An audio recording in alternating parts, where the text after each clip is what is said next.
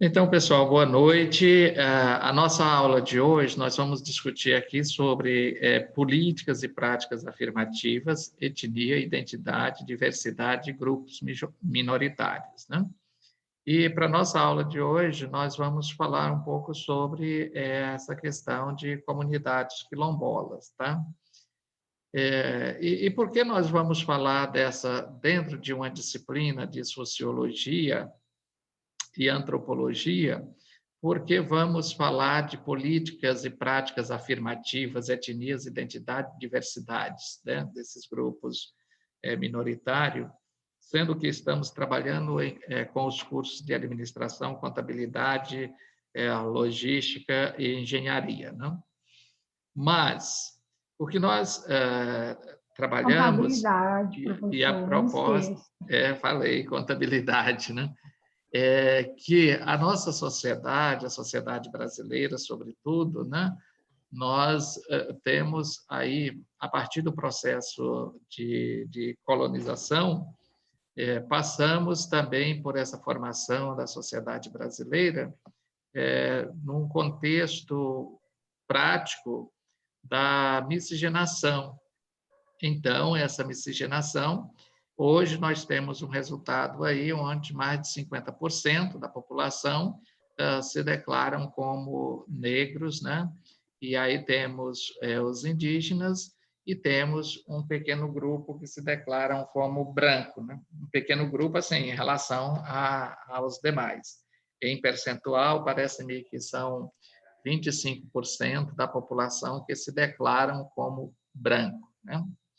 Bom, se nós temos aí uma sociedade que mais de 70%, se só 25% se declaram branco, né, mais 75% se declaram negros e indígenas e outros, né, então nós temos aí uma diversidade social muito grande. Temos a diversidade social e temos também uma diversidade cultural muito grande.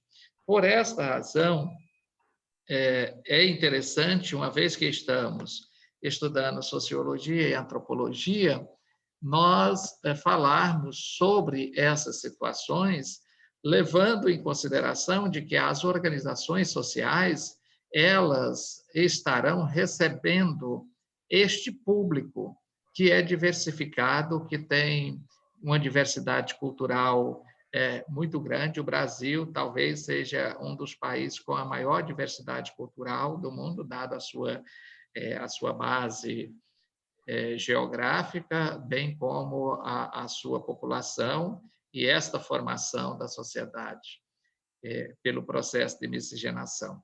Então, por essa razão, nós vamos discutir essa questão das políticas e práticas afirmativas dentro desse contexto voltado para os quilombolas. Amanhã nós, ou seja, na segunda-feira, nós teremos também políticas afirmativas, mas já voltadas para os povos indígenas, né?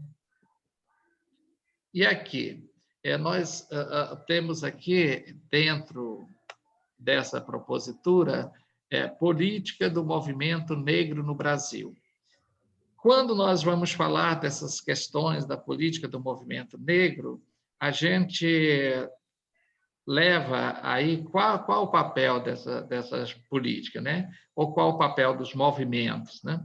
Uma vez que no Brasil, principalmente, as conquistas que se tem para o estabelecimento de políticas públicas e sociais, elas se dão justamente diante dos movimentos e pela pressão dos grupos organizados, o que não foi diferente com o negro, né?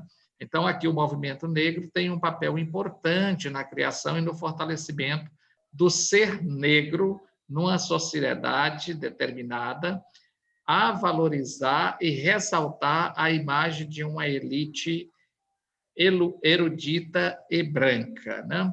Então, vejam, nós temos o Brasil, pela natureza do seu processo colonizador ou processo de exploração, né, que tivemos aí a partir do ano de 1500, sempre a cultura eurocêntrica, né?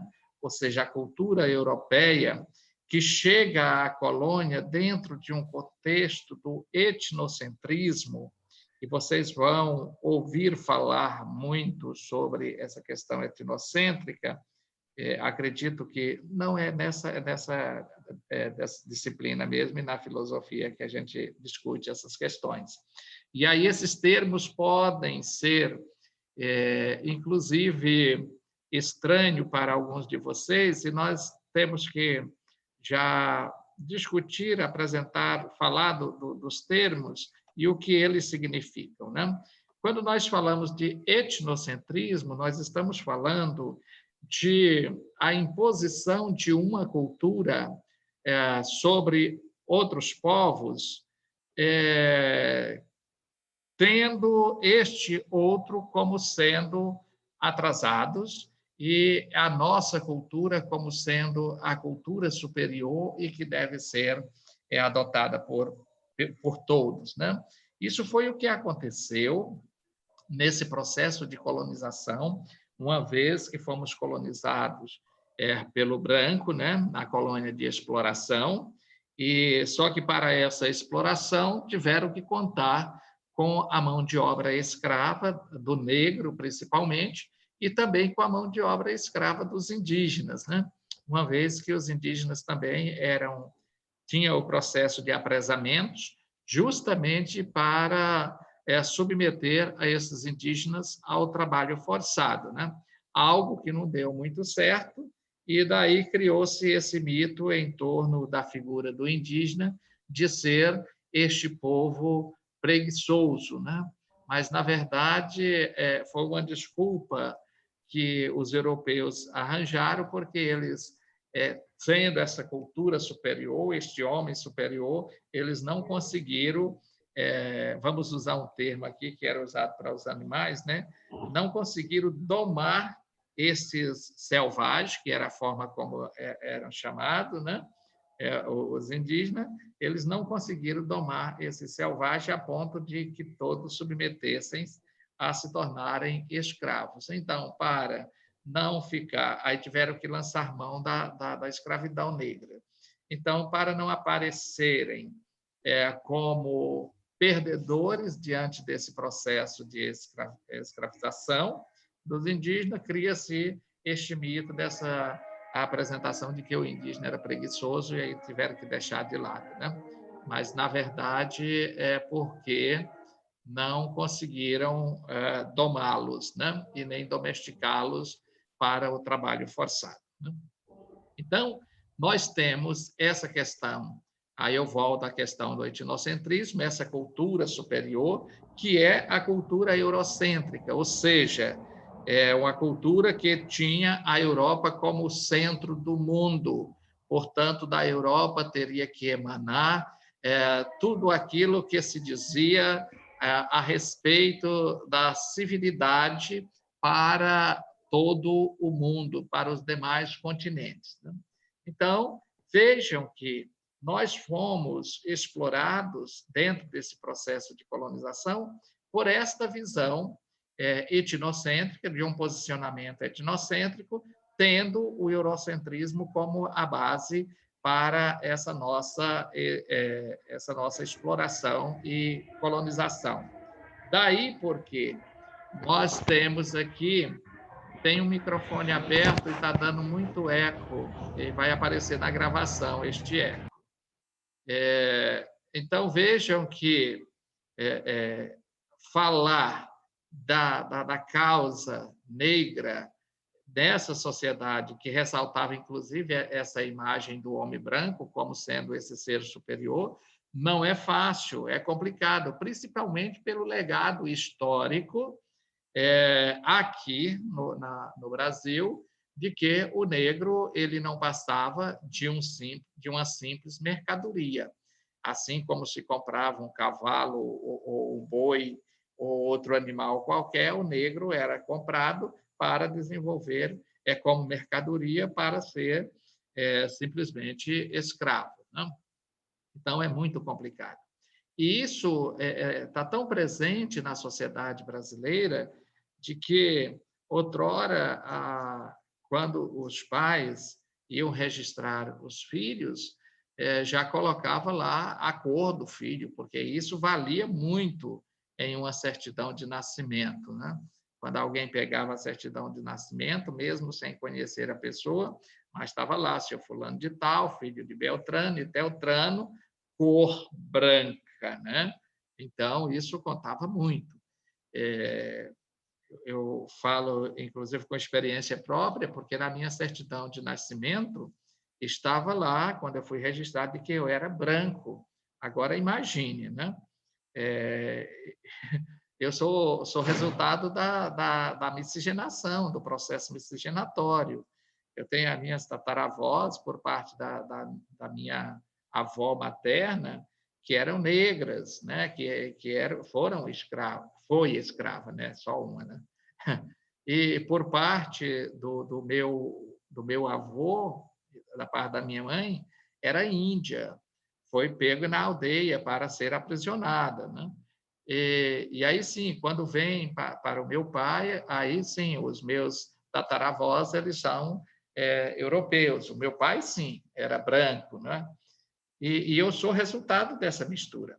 Então, mas não podia colocar outra coisa na certidão de nascimento, se não fosse a cor lá constar a cor branca, o que não é uma verdade, né? E aí eu sempre brinco de que nós, brasileiros, nós temos um pé na aldeia, o outro na senzala e a cabeça na Europa. Sempre queremos pensar como o homem branco, como o europeu, como aquele dito civilizado, e inclusive desses chamado homens civilizados, foi que a nossa sociedade herdou e herda e tem até hoje essa prática de estar sempre subtraindo, inclusive do erário público, os valores que seriam destinados para ser aplicado para toda a sociedade, né? Então, dentro dessa visão de se tornar superior e dentro de um processo civilizatório de formação da sociedade brasileira, que nós não temos tempo suficiente aqui para discutir sobre isso, porque isso nós teríamos no curso de serviço social, inclusive tem uma disciplina com o nome de formação sociohistórica da sociedade brasileira. A gente tem um semestre inteiro, estou falando de uma outra universidade, que eu trabalhei, inclusive, essa disciplina lá, a gente tem um semestre inteiro para trabalhar essa disciplina com os estudantes, né? Mas vejam que esta herança aqui, ela é a que predominou. E agora, por que eu estou falando tudo isso para vocês logo numa parte introdutória da nossa aula, né? Para dizer que foi a partir destes movimentos que as pessoas começaram a se aceitarem como negras, né? As pessoas começaram a aceitar-se como indígena, que nós falaremos na aula de segunda-feira. Então, nesse contexto de se aceitarem, aí começou os movimentos, claro que ancorado lá em sujeitos da história que estão fazendo parte deste processo histórico, como tem aí o Zumbi dos Palmares, né? E outros tantos negros que batalharam pela questão da libertação, de saírem da condição de escravos, né? Então, o negro começa a se organizar já com um reforço ideológico, não só ideológico, mas com um posicionamento crítico e um posicionamento de dizer assim, olha, eu existo, e aí fazendo jus, inclusive, ao filósofo que expressou-se, se penso, logo existo, né? Então, esse existir não é simplesmente uma fala, se penso, logo existo. Eu penso e eu existo, e a minha existência ela é marcada pelas minhas ações, pelas minhas atitudes. Porque eu, enquanto ser humano, esse ser material, eu desapareço aí. Quem sabe, se tiver sorte, ou não sei se sorte, tem pessoas que às vezes não é nem sorte viverem tantos, né? Que vivem guiados pelos outros, né? Mas as pessoas chegam a 80, 90 anos. Hoje o príncipe Felipe, esposo da rainha Elizabeth, faleceu aos 99 anos, né? Mas nós passamos, desaparecemos. E o que é que fica, que diz assim, que nós existimos? São os nossos atos, as nossas ações. Isso é que fica para a posteridade. Então, estou falando isso para justificar a frase: se penso, logo existo, né? O que vai ficar para a posteridade são as nossas ações. Então, vejam, esses movimentos negros, eles já surgiram elegendo a educação aqui como um espaço de luta e resistência, né? Para a transformação da realidade e exclusão dos homens e mulheres afrodescendentes. Então, quando eles se verem na condição, até porque lá na política do Brasil colônia, o negro e o índio, era o negro, o índio e a mulher que não tinham acesso à educação, né? A educação, quando veio por mão dos jesuítas, né? Isso com o primeiro governador-geral do Brasil, em 1549, que foi o Tomé de Souza, o primeiro governador-geral, eles vêm para criarem a estrutura educacional no Brasil, mas voltada para os filhos homens da chamada elite agrária. Então, o negro não estudava, a mulher também não, e o índio também não. O indígena tinha, se é que podemos chamar de vantagem, né? Tinha o processo de uma educação por meio da catequese, né? Era uma educação oral de aprender, de serem catequizados com a finalidade de serem domados e domesticados para obedecerem às normas e os ditames da Santa Igreja, né? Então, aqui nós temos, eles já voltam aqui, olha, ficamos fora do processo educacional por tanto tempo, excluídos de uma forma de ascendermos e galgarmos alguns espaços nessa sociedade, irmos em busca da educação. E aí já tem a educação como sendo este espaço para a luta e para a resistência dentro desse quadro de transformação. Aqui, a Frente Negra Brasileira e o Teatro Experimental Negro são movimentos que merecem destaque. Eles surgem ali na década de 50 e na década de 60 do século XX, né? Só que faltava um direcionamento reivindicativo da inclusão do povo negro, né? Eles já surgem como uma expressão da realidade negra, já surgem apresentando os dilemas, no entanto, não tinham direcionamento de uma pauta reivindicatória, né? Uma pauta de reivindicação sobre do que este movimento, ou esta frente negra e até mesmo o teatro negro estava buscando.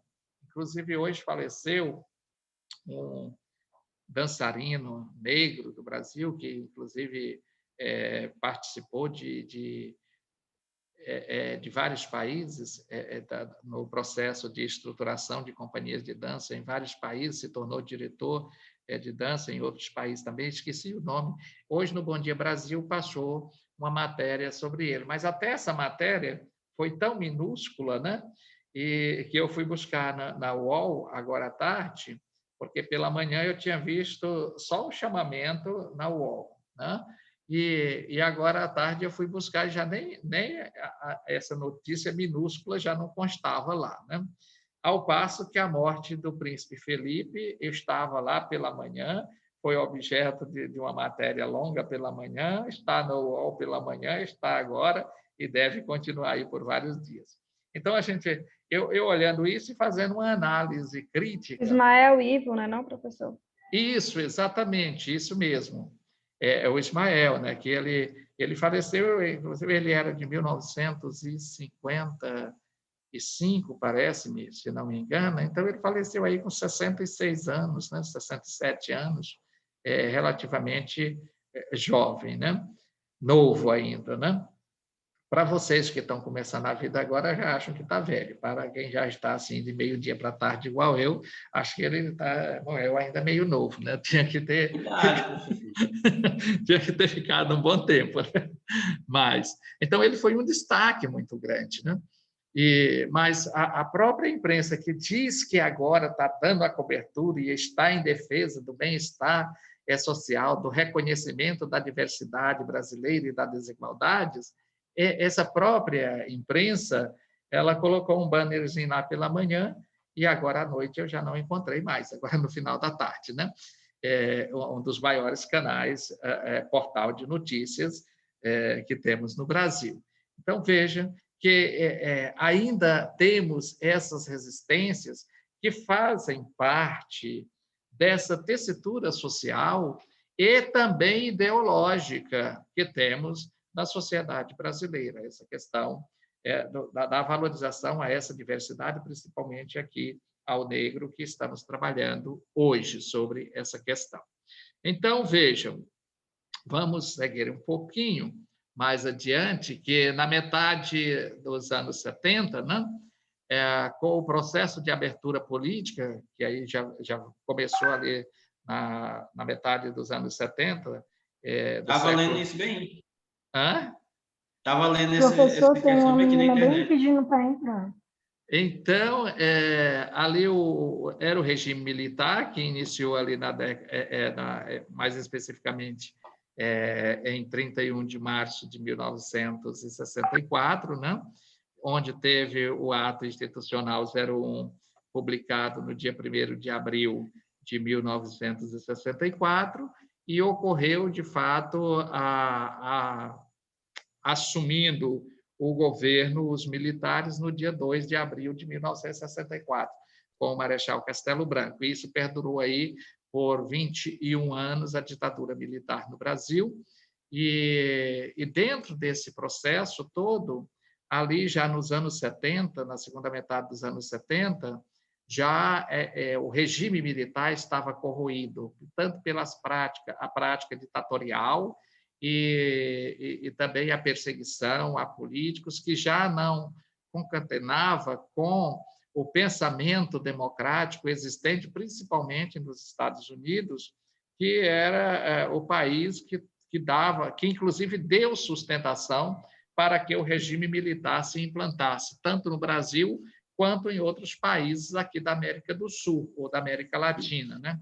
Aí que tivemos no Uruguai, na Argentina, em outros países, que os próprios Estados Unidos contribuiu para dar sustentação para que os regimes militares ocupassem esses países, sob a alegação de que, se isso não acontecesse, esses países teriam um vínculo com o bloco da União Soviética e, portanto, os Estados Unidos perderia aí um mercado consumidor muito grande. E isso não seria bom para os Estados Unidos e para a política externa internacional também não seria bom, porque teria aí um grande bloco em negociação e Professor, Sim. O senhor acredita que pode ter um capitalismo sem racismo, já que estamos falando de negro? O racismo ele está arraigado na mente e nas ações das pessoas, e também na cultura, né? Porque o racismo, principalmente no Brasil, ele é um elemento cultural. E isso, para desaparecer, veja que nós temos 521 anos aí do processo de colonização, né? Que começou... porque, segundo Malcolm, ele diz que não há capitalismo sem o racismo. Não, porque dentro do racismo tem que criar essa figura do homem inferior e dependente do senhor dono do capital, né? Então, diante disso, leva-se em consideração os aspectos de cultura, os aspectos de conhecimentos e também leva-se em questão e consideração a questão da etnia, né? E aí nós sempre teremos. Temos países que este processo de discriminação ele ocorre em menor escala, né?